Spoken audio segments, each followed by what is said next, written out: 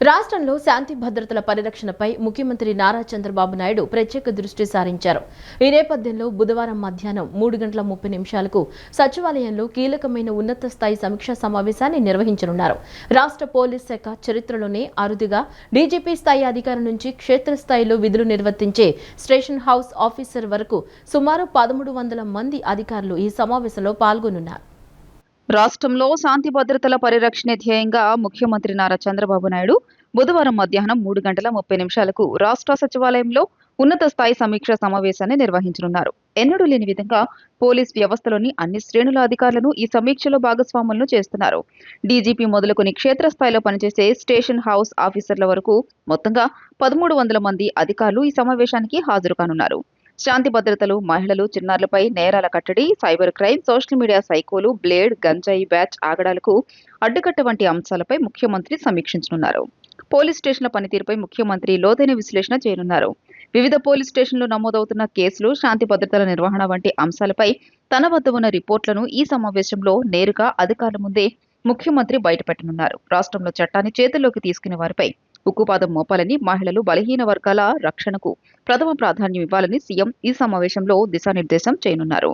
ఈ సమావేశానికి పోలీసు ఉన్నతాధికారులు సచివాలయంలో ప్రత్యక్షంగా హాజరు కానుండగా జిల్లాలోని మిగిలిన అధికారులు, ఎస్హెచ్ఓలు వీడియో కాన్ఫరెన్స్ ద్వారా పాల్గొనబోతున్నారు.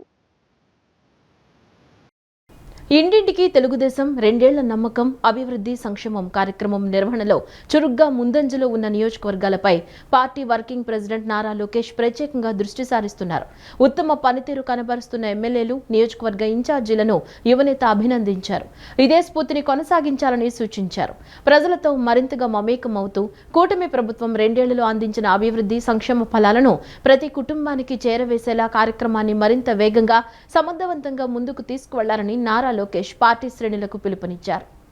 కూటమి ప్రభుత్వం 2 ఏళ్ల పాలనలో చేపట్టిన అభివృద్ధి కార్యక్రమాలు, అమలు చేస్తున్న సంక్షేమ పథకాల ఫలాలను నేరుగా ప్రజల వద్దకు తీసుకెళ్లే లక్ష్యంతో తెలుగుదేశం పార్టీ నిర్వహిస్తున్న ఇంటింటికి తెలుగుదేశం 2 ఏళ్ల నమ్మకం, అభివృద్ధి, సంక్షేమం కార్యక్రమం 16వ రోజు రాష్ట్ర వ్యాప్తంగా ఉత్సాహభరితంగా కొనసాగింది.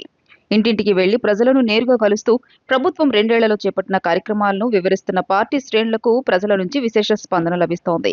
16వ రోజున రాష్ట్ర వ్యాప్తంగా 3.25 లక్షల ఇళ్లను టీడీపీ నాయకులు, కార్యకర్తలు సందర్శించారు. దీంతో కార్యక్రమం ప్రారంభమైన నాటి నుండి ఇప్పటి వరకు 16 రోజుల్లో మొత్తం 47.50 లక్షల గృహాలను టీడీపీ శ్రేణులు సందర్శించినట్లయింది. ప్రతిరోజు 3 లక్షలకు పైగా కుటుంబాలను కలుస్తూ పార్టీ శ్రేణులు కార్యక్రమాన్ని వేగంగా ముందుకు తీసుకెళ్తున్నారు.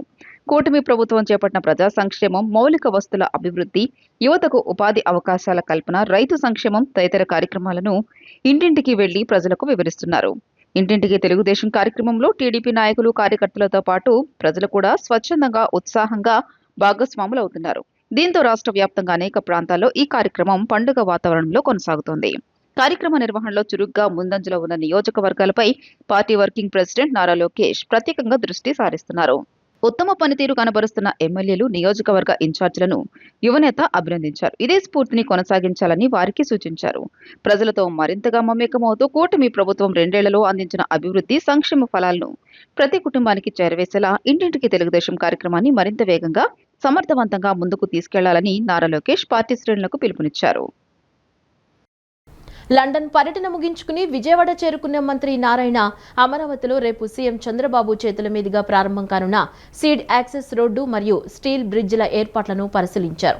దొండపాడు నుంచి తాడేపల్లి వరకు 21.77 కిలోమీటర్ల పొడవున 9 లేన్లతో నిర్మించిన ఈ సీడ్ యాక్సెస్ రోడ్లో భాగంగా ఉండవల్లి, బకింగ్హామ్ కెనాల్ మరియు కొండవీటి వాగులపై నిర్మించిన 2 స్టీల్ బ్రిడ్జిలను సీఎం ప్రారంభించనున్నారు. ఈ పర్యటనలోనే సీఎం చంద్రబాబు నూతనంగా నిర్మించిన ఎమ్మెల్యే, ఎమ్మెల్సీ క్వార్టర్లను కూడా ప్రజా ప్రతినిధులకు అప్పగించనున్నారు. లండన్ పర్యటన ముగించుకుని విజయవాడ చేరుకున్న మంత్రి నారాయణ అమరావతిలోని సీడ్ యాక్సెస్ రోడ్డును పరిశీలించారు. ఈ రోడ్డు ప్రారంభోత్సవ ఏర్పాట్లతో పాటు ముఖ్యమంత్రి చంద్రబాబు రేపు చేపట్టనున్న పర్యటన ఏర్పాట్లను ఆయన స్వయంగా పర్యవేక్షించారు. రేపు ముఖ్యమంత్రి చేతుల మీదుగా స్టీల్ బ్రిడ్జ్లు, సీడ్ యాక్సెస్ రోడ్ ప్రారంభం కానుండగా అదేవిధంగా ఎమ్మెల్యే, ఎమ్మెల్సీల క్వార్టర్లను కూడా కేటాయించనున్నారు. అమరావతిలో అత్యంత కీలకమైన ఈ 9 లేన్ల సీడ్ యాక్సెస్ రోడ్డు దొండపాడు నుంచి తాడేపల్లి వరకు మొత్తం 21.77 కిలోమీటర్ల పొడవున 3 దశల్లో నిర్మించారు. ఇందులో సెంట్రల్ బీఆర్టీఎస్ తో పాటు 2 వైపులా 11 మీటర్ల వెడల్పుతో సర్వీస్ రోడ్లు ఉంటాయి. అమరావతిలో ఉత్తరం నుంచి దక్షిణానికి వెళ్లే N1 నుంచి N17 రోడ్లని ఈ రోడ్డుకే అనుసంధానమవుతాయి. మొత్తం 3 దశల్లో సాగిన ఈ నిర్మాణంలో దొండపాడు నుంచి వెంకటపాలెం మీదుగా మంతెన ఆశ్రమం వరకు గల 14.35 కిలోమీటర్ల మొదటి దశ పనులు 2019 ముందే పూర్తయ్యాయి. తాజాగా వెంకటపాలెం నుంచి ఉండవల్లి పాత జాతీయ రహదారి వరకు 2 స్టీల్ బ్రిడ్జ్లతో కలిపి చేపట్టిన 3.92 కిలోమీటర్ల రెండవ దశ పనులు పూర్తయ్యాయి. అలాగే 3.50 కిలోమీటర్ల మేర మూడవ దశ ఎలివేటెడ్ కారిడార్ పనులు ఉన్నాయి. ఇందులో భాగంగా ఉండవల్లిలోని బకింగ్హామ్ కెనాల్ మీద 110 మీటర్ల పొడవుతో మొదటి స్టీల్ బ్రిడ్జ్ ని, కొండవీటి వాగు గుంటూరు ఛానల్ మీద 280 మీటర్ల పొడవుతో రెండవ స్టీల్ బ్రిడ్జ్ ని నిర్మించారు. ఈ స్టీల్ బ్రిడ్జ్లతో పాటు సీడ్ యాక్సెస్ రోడ్ను రేపు ముఖ్యమంత్రి చంద్రబాబు నాయుడు ప్రారంభించనున్నారు. పుష్కర ఎత్తిపోతల పథకం పైప్లైన్ పనులు ఆశించిన స్థాయిలో వేగవంతం కాకపోవడంపై మంత్రి నిమ్మల రామానాయుడు తీవ్ర ఆగ్రహం వ్యక్తం చేశారు. షెడ్యూల్ ప్రకారం పనులు పూర్తి చేయకుండా నిర్లక్ష్యం వహిస్తే ప్రజా ప్రయోజనాలకు నష్టం కలుగుతుందని, అలాంటి కాంట్రాక్టర్లపై క్రిమినల్ కేసులు నమోదు చేసి జైలుకు పంపించడానికి కూడా వెనకాడవద్దని కలెక్టర్, ఎస్పీలను ఆయన ఆదేశించారు. విజయవాడలో పుష్కర ఎత్తిపోతల పథకం పైప్లైన్ పనులపై రాష్ట్ర జలవనరుల శాఖ మంత్రి నిమ్మల రామానాయుడు వీడియో కాన్ఫరెన్స్ ద్వారా సమీక్ష నిర్వహించారు. ఈ సమావేశంలో పోలవరం జిల్లా collector, SP, irrigation advisor Venkateswara Rao, ENC Narasimhamurthy, ఈఈలు, కాంట్రాక్ట్ ఏజెన్సీల ప్రతినిధులు పాల్గొన్నారు. ఇటీవలే పుష్కర ఎత్తిపోతల పైప్లైన్ పనులకు సంబంధించిన వర్క్ షెడ్యూల్ ను అధికారులు, ఏజెన్సీల ప్రతినిధులు ముఖ్యమంత్రి చంద్రబాబుకు అందజేశారు. అయితే షెడ్యూల్ ప్రకారం పనులు జరుగుతున్నాయో లేదో పరిశీలించి ఇరిగేషన్ అడ్వైజర్ వెంకటేశ్వరరావు మంత్రికి నివేదిక సమర్పించారు. క్షేత్రస్థాయిలో పనులు ఆశించిన స్థాయిలో వేగవంతం కాకపోవడంపై మంత్రి నిమ్మల తీవ్ర ఆగ్రహం వ్యక్తం చేశారు. షెడ్యూల్ ప్రకారం పనులు పూర్తి చేయకుండా నిర్లక్ష్యం వహిస్తే ప్రజా ప్రయోజనాలకు నష్టం కలుగుతుందని, ఇలాంటి కాంట్రాక్టర్లపై క్రిమినల్ కేసులు నమోదు చేసి జైలుకు పంపించడానికి కూడా వెనుకాడవద్దని కలెక్టర్, ఎస్పీలను ఆయన ఆదేశించారు. అలాగే పనుల్లో అలసత్వం వహించిన సంబంధిత ఈఈకి మెమో జారీ చేయాలని ఈఎన్సీని ఆదేశించారు. ఎల్నినో వంటి క్లిష్ట పరిస్థితిలో ప్రతి నీటి చుక్కను ఎంతో జాగ్రత్తగా కాపాడుకోవాలని ముఖ్యమంత్రి చంద్రబాబు స్పష్టం చేశారని మంత్రి గుర్తు చేశారు. పుష్కర లిఫ్ట్ స్కీమ్ పైప్లైన్ పనులకు సంబంధించి ఇకపై ప్రతిరోజు వర్క్ ప్రోగ్రెస్ రిపోర్ట్ ఇవ్వాలని అధికారులను ఆదేశించారు. ఈ నెల చివరి నాటికి పోలవరం ఎడమ కాలువ ద్వారా అనకాపల్లి వరకు గోదావరి జలాలు విడుదల చేసేలా ఏర్పాట్లు జరుగుతున్నాయని మంత్రి నిమ్మల రామానాయుడు వెల్లడించారు. మెగా డిఎస్సీపై వైసీపీ చేస్తున్న నిరసనలను బీజేపీ రాష్ట్ర అధ్యక్షుడు మాధవ్ తీవ్రంగా విమర్శించారు. ప్రజలు ఇలాంటి నిరసనలను తిరస్కరిస్తున్నారని, డిఎస్సీ నియామక ప్రక్రియ పూర్తిగా పారదర్శకంగా జరిగిందని మాధవ్ స్పష్టం చేశారు. అలాగే స్పోర్ట్స్ కోటా కింద ఉద్యోగాల అంశంపై ప్రభుత్వం ఇప్పటికే వివరణ ఇచ్చిందని తెలిపారు. జార్ఖండ్లో ఎస్ఎస్సీ పరీక్షలో అవకతవకలు జరిగినట్లు తేలిందని, ఈ క్రమంలోనే విద్యార్థులు ఆందోళన చేస్తున్నారని బీజేపీ రాష్ట్ర అధ్యక్షుడు పీవీఎన్ మాధవ్ తెలియజేశారు. వారిపైన రబ్బర్ బుల్లెట్స్, లాఠీచార్జ్ చేశారన్నారు. జేజేఎం కాంగ్రెస్ ప్రభుత్వమే అక్కడ నడుస్తోందని తెలియజేశారు. నీట్ ప్రశ్నపత్రం లీక్ అయినట్లు తెలిసిన వెంటనే పరీక్ష రద్దు చేశామని, పిల్లల భవిష్యత్తును దృష్టిలో పెట్టుకుని ఈ నిర్ణయం తీసుకున్నామని అన్నారు. కేంద్ర మంత్రి కూడా రాజీనామా చేశారని వెల్లడించారు. బీజేపీ ప్రభుత్వానికి, కాంగ్రెస్ ప్రభుత్వానికి ఉన్న తేడా ఇదే అని చెప్పుకొచ్చారు. కేంద్రంలో తప్పు జరిగిందని వెంటనే దాన్ని కరెక్ట్ చేశామని అన్నారు. రాహుల్ గాంధీ పిరికివారిని, అందుకే పార్లమెంట్ కు రాకుండా పారిపోతున్నారని విమర్శించారు. పేపర్ లీక్ పై చర్చించడానికి సిద్ధంగా ఉన్నట్లు స్పష్టం చేశారు. వైఎస్ఆర్ హయాంలో జరిగిన పేపర్ లీకేజీలపై జగన్, షర్మిల ముందుకు రావాలన్నారు.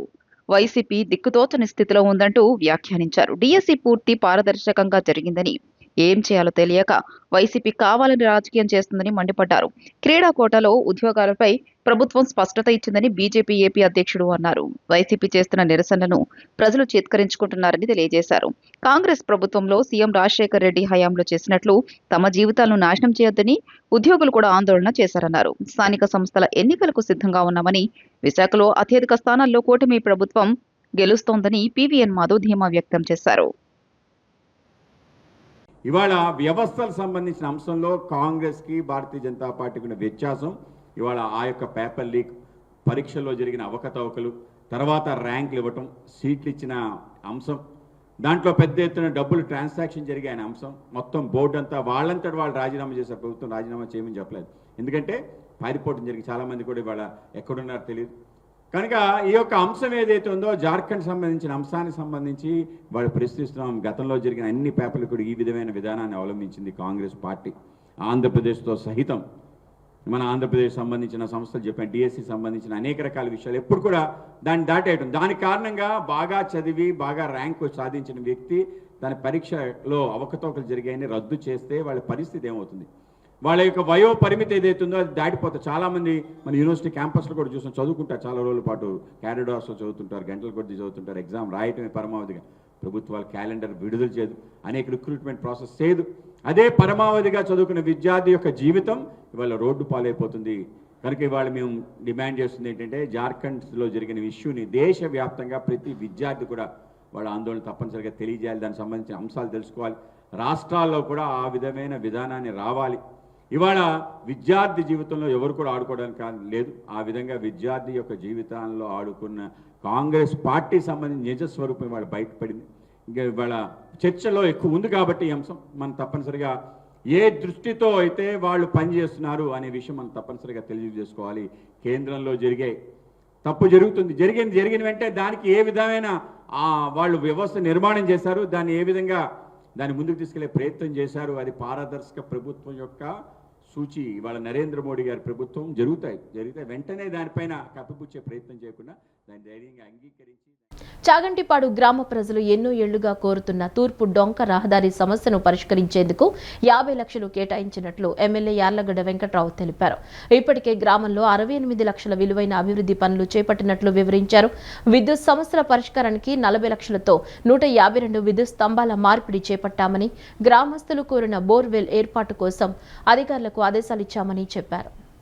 ఉంగుటూరు మండలం చాగంటిపాడు గ్రామంలో నిర్వహించిన 2 ఏళ్ల నమ్మకం అభివృద్ధి సంక్షేమం కార్యక్రమంలో ఏపీ ప్రభుత్వ విప్ గన్నవరం ఎమ్మెల్యే యార్లగడ్డ వెంకట్రావు పాల్గొన్నారు. కూటమి నాయకులు కార్యకర్తలతో కలిసి ఇంటింటికి తిరుగుతూ గత 2 ఏళ్లలో ఎన్డీఏ ప్రభుత్వం అమలు చేసిన సంక్షేమ పథకాలు, చేపట్టిన అభివృద్ధి కార్యక్రమాలు, గన్నవరం నియోజకవర్గంలో జరిగిన అభివృద్ధి పనులను కరపత్రాల ద్వారా ప్రజలకు వివరించారు. అనంతరం 9.50 లక్షల రూపాయల వ్యయంతో నిర్మించిన సీసీ రోడ్డును ప్రారంభించారు. ఈ సందర్భంగా ఎమ్మెల్యే మాట్లాడుతూ రాజకీయ విమర్శల కంటే అభివృద్ధి కార్యక్రమాలే ప్రజలకు మేలు చేస్తాయని అన్నారు. చాగంటిపాడు గ్రామ ప్రజలు ఎన్నో ఏళ్లుగా కోరుతున్న తూర్పు డొంక రహదారి సమస్యను పరిష్కరించేందుకు 50 లక్షల రూపాయలు కేటాయించినట్లు తెలియజేశారు. గతంలో పలుమార్లు శంకుస్థాపనలు జరిగినా పనులు పూర్తి కాలేదని, ఈసారి నిధులు మంజూరు చేసి పనులు ప్రారంభించే దశకు తీసుకొచ్చామని చెప్పారు. జల్ జీవన్ మిషన్ కింద వాటర్ ట్యాంక్ అభివృద్ధికి మరో 50 లక్షల రూపాయలు మంజూరు చేసినట్లు వెల్లడించారు. గ్రామంలో మిగిలి ఉన్న 264 మీటర్ల సిమెంట్ రోడ్ నిర్మాణానికి 18.65 లక్షల రూపాయలు ఆమోదించామని, అవి పూర్తయితే గ్రామంలో ప్రధాన రహదారి సమస్యలు పూర్తిగా పరిష్కారమవుతాయని తెలియజేశారు. ఇప్పటికే గ్రామంలో 68 లక్షల రూపాయల విలువైన అభివృద్ధి పనులు చేపట్టినట్లు వివరించారు. విద్యుత్ సమస్యల పరిష్కారానికి 40 లక్షల రూపాయలతో 152 విద్యుత్ స్తంభాల మార్పిడి చేపట్టామని, గ్రామస్తులు కోరిన బోర్వెల్ ఏర్పాటు కోసం అధికారులకు ఆదేశాలిచ్చామని చెప్పారు. ఈ ప్రాంతంలో ఉన్న డ్రైనేజీ సమస్యను కూడా త్వరలో పరిష్కరిస్తామని హామీ ఇచ్చారు. గ్రామంలో పరిశుభ్రత నిర్వహణలో అధికారులు, సచివాలయ సిబ్బంది బాగా పనిచేస్తున్నారని అభినందించారు. చాగంటిపాడు తనకు ఎంతో ప్రత్యేకమైన గ్రామమని, గత ఎన్నికల్లో 327 ఓట్ల మెజారిటీ ఇచ్చి అండగా నిలిచిన ప్రజల విశ్వాసాన్ని ఎప్పటికీ మరవలేనని అన్నారు. గన్నవరం నియోజకవర్గంలో కూటమికి అత్యధిక శాతం మద్దతు తెలిపిన గ్రామాల్లో చాగంటిపాడు ఒకటని పేర్కొన్నారు. అధిక విద్యుత్ బిల్లుల సమస్యను ఎదుర్కొంటున్న కుటుంబాలు సౌర విద్యుత్ పథకాలను వినియోగించుకోవాలని సూచించారు. గత ప్రభుత్వ హయాంలో గ్రామాలను నిర్లక్ష్యం చేశారని, తాము మాత్రం సమస్యలను గుర్తించి పరిష్కరిస్తూ ముందుకు సాగుతున్నామని విమర్శించారు. రాబోయే కాలంలో తూర్పు డొంక రహదారి, వాటర్ ట్యాంక్, సిమెంట్ రోడ్లు తదితర పనులతో గ్రామంలో మరో 1.35 కోట్ల రూపాయల విలువైన అభివృద్ధి కార్యక్రమాలు అమల్లోకి వస్తాయని తెలిపారు. ప్రజలకు ఇచ్చిన హామీలను నెరవేర్చడమే తన లక్ష్యమని స్పష్టం చేసిన యార్లగడ్డ వెంకట్రావు, ముఖ్యమంత్రి చంద్రబాబు నాయుడు, ఉప ముఖ్యమంత్రి పవన్ కళ్యాణ్, ప్రధాని నరేంద్ర మోదీ నాయకత్వంలో రాష్ట్ర అభివృద్ధికి కూటమి ప్రభుత్వం కట్టుబడి ఉందన్నారు. అవకాశం లభిస్తే భవిష్యత్తులో పవన్ కళ్యాణ్ ఈ ప్రాంతానికి తీసుకొచ్చేందుకు ప్రయత్నిస్తామని తెలియజేశారు. గ్రామ నాయకులే మీరు శంకుస్థాపన చేయండి, ఆ నిధులు కేటాయించి ఎనర్జీ నుంచి ఎప్పుడు వస్తే అప్పుడు పని మొదలు పెట్టి మీ ఓపెనింగ్కి వస్తా, మీకు ఇచ్చిన హామీని నెరవేరుస్తా. అలాగే 50 లక్షల రూపాయలు జల్ జీవన్ మిషన్ కింద వాటర్ ట్యాంక్ కూడా బాగున్న పరిస్థితి, వాళ్ళు కూడా కేటాయించాం. ఇంకా చిన్న 2-3 రోడ్లు ఉన్నాయి. 264 మీటర్ల మేర సిమెంట్ రోడ్ వేస్తే ఈ ఊరికి ఏం పని లేదు. ఆ 264 మీటర్లు వేయడానికి 18,65,000 అవి కూడా శాంక్షన్ చేశారు. అలాగే 68 లక్షల రూపాయలతో ఇప్పటికే అభివృద్ధి పనులు ఈ గ్రామంలో చేపట్టాం.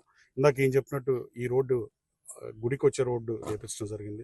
కరెంటు స్తంభాల విషయంలో కూడా 152 స్తంభాలు మార్చాల్సి వస్తే దాదాపు 40 లక్షల రూపాయలు కేటాయించి ఈ గ్రామంలో ఆ సమస్యను ఓవర్టేక్ చేశాం. అలాగే చాగంటిపాడు గ్రామంలో ఇందాక ఒక రోడ్లో ఒక చిన్న బోర్వెల్ కావాలని అడిగారు. ఆర్డబ్ల్యూఎస్ఐకి చెప్పా, బోర్వెల్ వేయమని చెప్పా. అలాగే ఒక డ్రైనేజ్ అనిల్ ఇంటి దగ్గర నుంచి మా తెలుగుదేశం పార్టీ గ్రామ పార్టీ అధ్యక్షుడు ఇల్లు దాటే వరకు డ్రైనేజ్ ఇష్యూ ఉంది. అది కచ్చా డ్రైన్లు అన్ని గ్రామాల్లో పనిచేయట్లేదు, కానీ చాగంటిపోటును చూస్తే చాలా ఆనందంగా ఉంది. ఇక్కడ ఆ ఒక్క రోడ్డే డ్రైనేజ్ బాగాలేదు, కానీ మిగతా అన్ని చోట్ల నీట్గా ఉంది. ఈవోను కూడా అభినందిస్తున్నా. అలాగే ఈ సెక్రటరియట్ సిబ్బందిని. కానీ మరో ప్రధానమైన సమస్యలకి కరెంటు బిల్లు ఎక్కువ వస్తుందనే కారణంతో తాపీ పనులు చేసుకునే వాళ్ళు, అలాగే రెక్కాడితే గంట ఒక్కడిని కొంతమంది ప్రజలు ఈ గ్రామంలో బికాస్ ఆఫ్ పవర్ బిల్ వాళ్ళకి రావట్లేదు అన్నారు. వాళ్ళు సోలార్ ఏర్పాటు చేసుకుని సబ్సిడీని ఉపయోగించుకుని ఆ సోలార్ పెట్టుకుంటే మీకు సమస్య పరిష్కారం, మీకు తల్లికి వందంగా మిగతా పథకాలు పడతాయి వాళ్ళకి తెలియజేయడం జరిగింది. అలాగే చాగంటిపోడు గ్రామం ఎంతో ప్రత్యేకమైన గ్రామం. వీళ్ళు అభిమానిస్తే ఎంతగా అభిమానిస్తారంటే 700 ఓట్లు ఉంటే 600 ఓట్లు పోలైతే 327 ఓట్ల మెజారిటీ నాకు. కూటమి ప్రభుత్వం ఎన్నికల సమయంలో ఇచ్చిన హామీలను ఒక్కొక్కటిగా అమలు చేస్తోందని టీడీపీ యువనేత బోండా రవితేజ అన్నారు.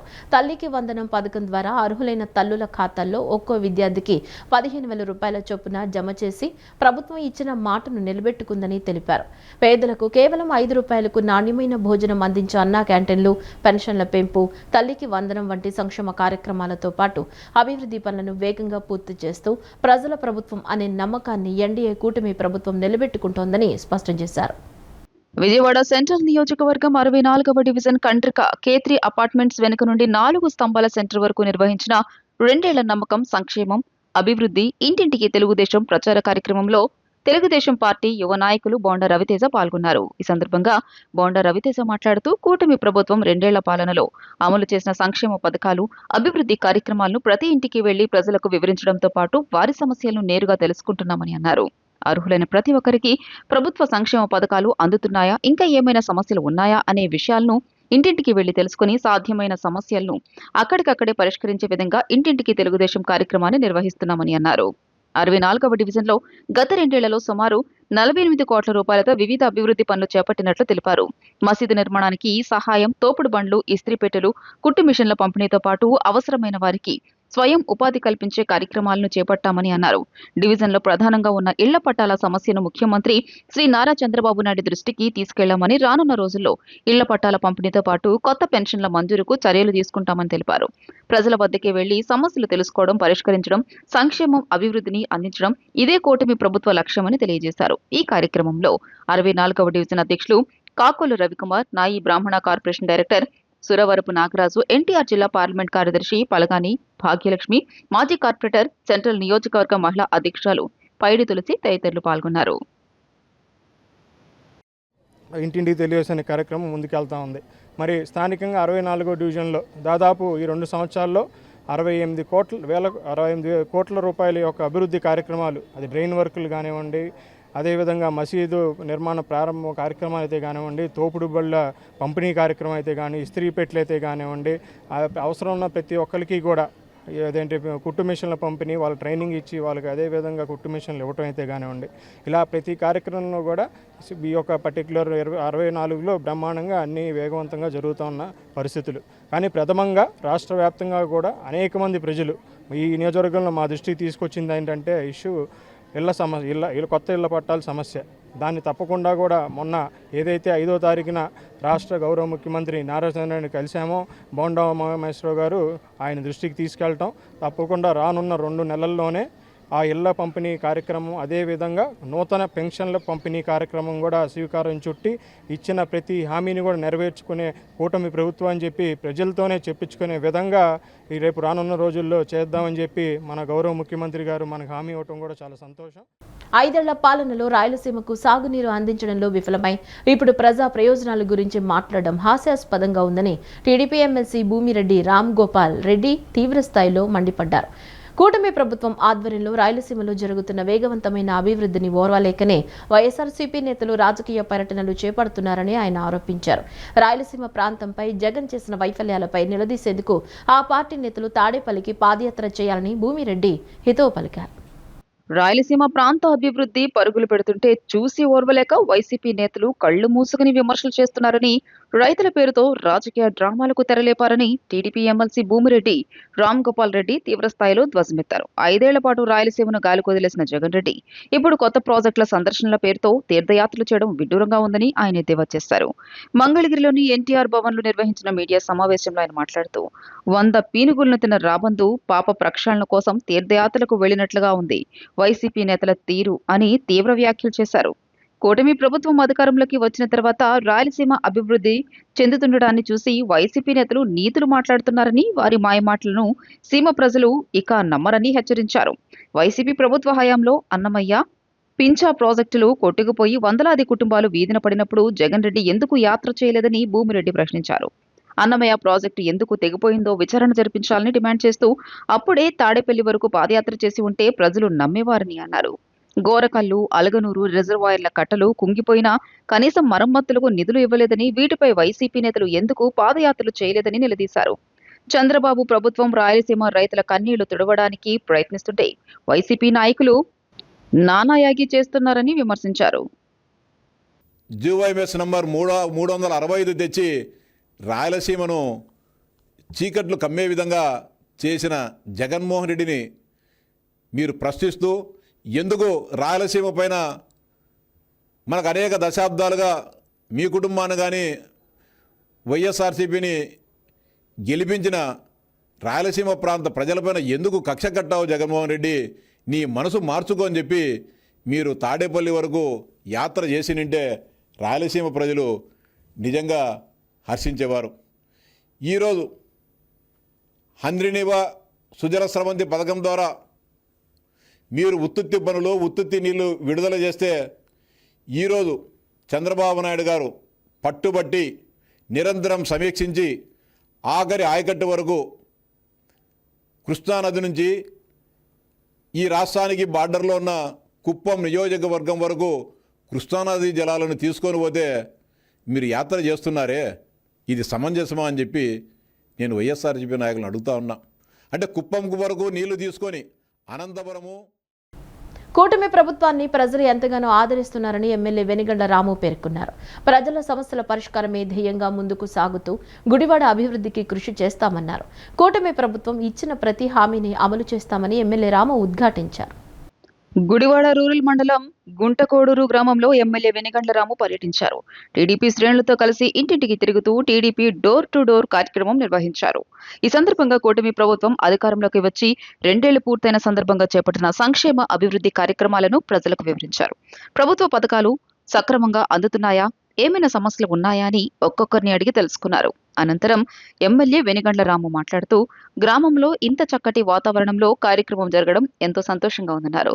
ప్రచారంలో భాగంగా ఏ గ్రామానికి వెళ్లినా ప్రజలు ఎంతో ఆదరంగా ఆహ్వానిస్తున్నారని పేర్కొన్నారు. ముఖ్యంగా గ్రామాల్లో పెద్ద ఎత్తున అభివృద్ధి కార్యక్రమాలు జరుగుతున్నాయని, ఇదంతా అందరి సహకారంతోనే సాధ్యమైందన్నారు.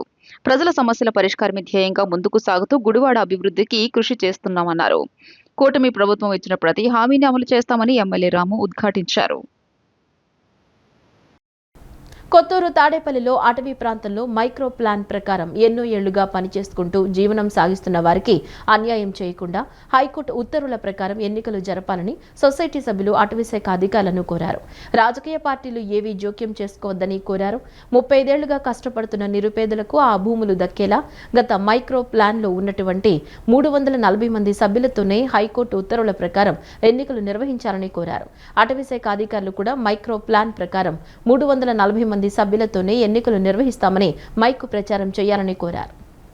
కొత్తూరు తాడేపల్లి అటవీ ప్రాంతంలోని మైక్రో ప్లాన్ సభ్యులు విజయవాడలోని ఎన్టీఆర్ జిల్లా అటవీ శాఖ అధికారి కార్యాలయంలో అధికారులను కలిసి హైకోర్టు ఉత్తర్వుల ప్రతులను అందజేసి ఉత్తర్వుల ప్రకారం ఎన్నికలు జరపాలని విజ్ఞప్తి చేశారు. అనంతరం నక్క వెంకటేశ్వరరావు, సుంకర హనుమంతరావు మాట్లాడుతూ 1993లో కొత్తూరు తాడేపల్లి వన సంరక్షణ సమితి పుట్టిందని, తర్వాత 1994లో మైక్రో ప్లాన్ వచ్చిందన్నారు. అటవీ శాఖ అనుమతితో అక్కడ ఉన్నవారు, అడవిలో నరుక్కునేవారు ప్రతి ఒక్కరూ కూడా 2018 వరకు ఎటువంటి గొడవలు లేవని, 2019లో వైసీపీ ప్రభుత్వం వచ్చిన తర్వాత కొంతమంది వైసీపీ నాయకులు కలిసి మైక్రో ప్లాన్లో సంబంధం లేని వారిని ఎస్సీ, ఎస్టీలుగా చేర్చి మిగిలిన సభ్యులను అక్కడి నుంచి పారదోలారని తెలియజేశారు.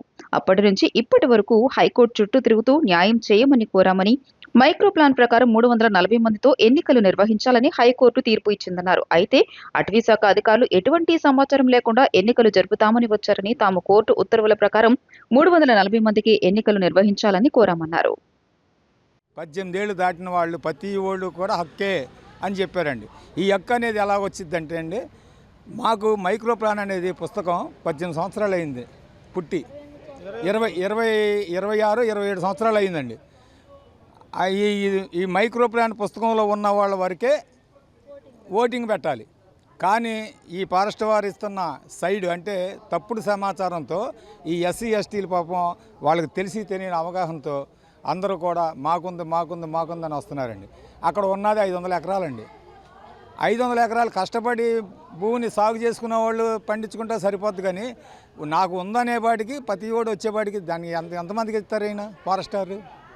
దాని గురించి అండి ఇది మాకు న్యాయం జరగాలని మేము హైకోర్టుని ఆశ్రమించి ఆ హైకోర్టు ప్రకారంగానే ఎలక్షన్ జరగాలని రేపు మైక్రో ప్లాన్లో ఉన్న సభ్యులు 340 మంది సభ్యులతోనే ఎలక్షన్ జరిపించాలని మేము డిఆర్ఓ గారిని, రేంజర్ గారిని, డిఎఫ్ఓ గారిని 35 సంవత్సరాలుగా కష్టపడుతున్న నిరుపేదలకు ఆ భూమి దక్కేంత వరకు కూడా గత మైక్రో ప్లాన్లో ఏమైతే 340 మంది సభ్యులు ఉన్నారో, ఏ మైక్రో ప్లాన్ ప్రకారం హైకోర్టు ఎలక్షన్ జరపమందో, ఏ హైకోర్టు నియమాల ప్రకారం ఉన్న ఫండ్స్ మైక్రో ప్లాన్ సభ్యులకు అందజేయమందో అవన్నీ చేసిన తర్వాతే మేము ఎలక్షన్కి వెళ్ళాలని కోరుతా ఉన్నాం. అది కూడా 340 మందితోనే రేపు ప్రచారం చేసినా కూడా మైక్ ప్రచారం చేసినా మైక్రో ప్లాన్ ప్రకారమే 340 మంది సభ్యులతో ఎలక్షన్ జరపాలని చెప్పి డిపార్ట్మెంట్ వారు ఆలోచించి ఆ విధంగా మైక్ ప్రచారం చేయమని కోరుతా ఉన్నాం సార్. విజయవాడ రైల్వే స్టేషన్లో ఓ మహిళ ఆత్మహత్యాయత్నానికి పాల్పడుతుండగా రైల్వే పోలీసులు సకాలంలో స్పందించి ఆమె ప్రాణాలను కాపాడిన సంఘటన చోటు చేసుకుంది. ఓ గుర్తు తెలియని మహిళ చనిపోతానని విజయవాడ రైల్వే స్టేషన్లోని 10వ నెంబర్ ప్లాట్ఫారం రైలు పట్టాలపై ఉందని జీఆర్పీ సిఐ జేవి రమణకు ప్రయాణికులు సమాచారం అందించారు. ఆయన వెంటనే స్పందించి ఘటనా స్థలానికి మహిళా సిబ్బందితో చేరుకుని ఆమెను రక్షించారు. పోలీస్ స్టేషన్కు తీసుకువెళ్లి కౌన్సిలింగ్ ఇచ్చి చిరునామా, ఇతర వివరాలు అడిగి తెలుసుకున్నారు. కుటుంబ సభ్యులను పిలిపించి అప్పగించారు. ప్రకాశం జిల్లా కొత్తపట్నం మండలం అల్లూరి గ్రామానికి చెందిన ఎం షర్మిలకు 2 మగపిల్లలున్నారు. ఒంగోలులోని ఓ ప్రైవేట్ ఆసుపత్రిలో ఆయాగా పనిచేస్తున్నారు. భర్త మద్యానికి బానిసై రోజు గొడవ పడుతూ శారీరకంగా, మానసికంగా వేధిస్తుండటంతో చనిపోవాలని విజయవాడ వచ్చారు. మహిళను రక్షించినందుకు జీఆర్పీ పోలీసులకు బంధువులు కృతజ్ఞతలు తెలిపారు. వాళ్ళ భార్య భర్తలు గొడవ పడ్డారు. వాళ్ళు గొడవ పడితే మా అక్క ఇలా సూసైడ్ చేసుకున్నారని విజయవాడ ట్రైన్ ఎక్కి వచ్చింది. పట్టాలు కాబట్టి విజయవాడ జీఆర్పీ పోలీసులు మా అక్కని సేఫ్గా మాకు అప్పగించారు. మాకు అప్పగించినందుకు జీఆర్పీ పోలీసు, విజయవాడ పోలీసులకి ధన్యవాదాలు. మచిలీపట్నం ఈడేపల్లిలో బెల్ కంపెనీ వెనుక ప్రాంతంలో బుధవారం ఆక్సిజన్ సిలిండర్ లీకేజీతో ఒక్కసారిగా కలకలం రేగింది. లీకేజీ కారణంగా సిలిండర్ అదుపు తప్పి సమీపంలోని ద్విచక్ర వాహనాలను ఢీకొట్టడంతో 2 ద్విచక్ర వాహనాలు, ఒక కారు ధ్వంసమయ్యాయి. ఈ ఘటనలో 2కి గాయాలైనట్లు సమాచారం. ప్రమాదాన్ని గమనించిన స్థానికులు వెంటనే అగ్నిమాపక సిబ్బందికి సమాచారం అందించారు. హుటాహుటిన ఘటనా స్థలానికి చేరుకున్న అగ్నిమాపక సిబ్బంది లీకేజీని అదుపులోకి తీసుకొచ్చేందుకు చర్యలు చేపట్టారు. సిలిండర్ లీకేజీతో భారీ ప్రమాదం సంభవించే అవకాశం ఉండడంతో స్థానికులు ఆందోళనకు గురయ్యారు. అగ్నిమాపక సిబ్బంది సకాలంలో స్పందించి పరిస్థితిని అదుపులోకి తీసుకురావడంతో స్థానికులు ఊపిరి పీల్చుకున్నారు. ఘటనకు సంబంధించి పూర్తి వివరాలు తెలియాల్సి ఉంది. ఈ వార్తలు ఇంతటితో సమాప్తం. నమస్కారం.